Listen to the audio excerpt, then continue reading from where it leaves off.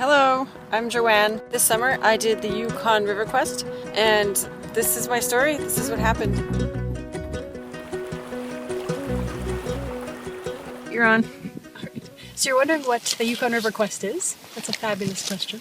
It's the longest and most spectacular paddling marathon in the world, and it certainly tests your endurance. 715 kilometers on the Yukon River. An intense challenge that not many people can handle, actually. Lots of people scratch out of the race. Exhaustion and injury are pretty high. So I'm a little bit frightened for her, but they'll do fine. Joanne and Andrea have been practicing lots. They've done a couple of long river paddles. 3 days in a canoe, can you just imagine? The fears are not finishing.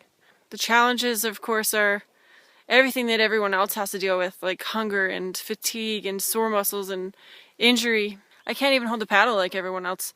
I was born with no fingers on my left hand. No fingers. So I've had to use Sugru to make this hold on it, because I've got this this notion in my head that this should stop me from nothing. I'm not one of those people that's going to sit on the sidelines and be like, oh, I can't do that because I have no fingers. So I'm like, yeah, well, you know, I'm going to do this better than you because I have no fingers. You know, some people would call that an attitude problem, but really it's just my personality. When I was 16, I was pretty shy. I didn't actually talk to anybody. But then when I was at sailing camp, the camp counselor called me into her room and she said, I need to talk to you about your hand. And I lost it. I just started crying and I was like, no. Like, please, like, it doesn't matter, don't bring it up. And she was just like, whoa, calm down, Heidi. And then she's like, look. She's like, I have the same thing. We spent a lot of time that summer talking, and she just kind of sat me down and said, you are as good as everyone else, and you don't have to struggle, and there's always a way around it. And if you put your mind to it, you can do it. That kind of brings us to now.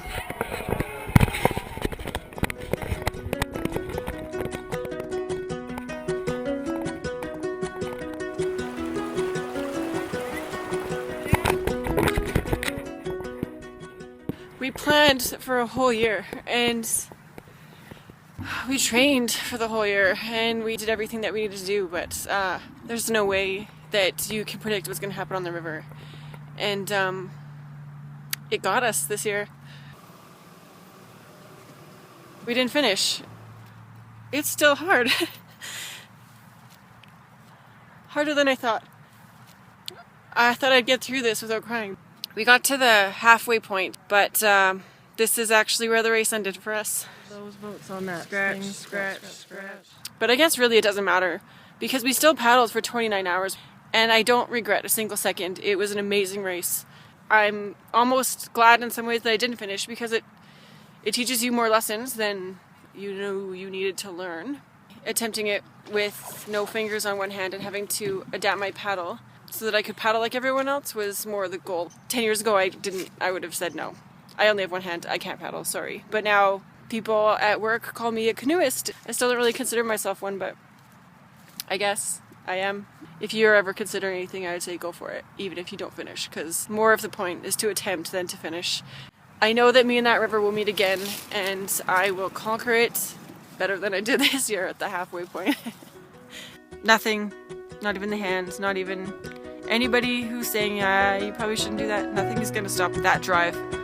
It's a crazy motivation that once you have it, don't let it go. It's pretty awesome.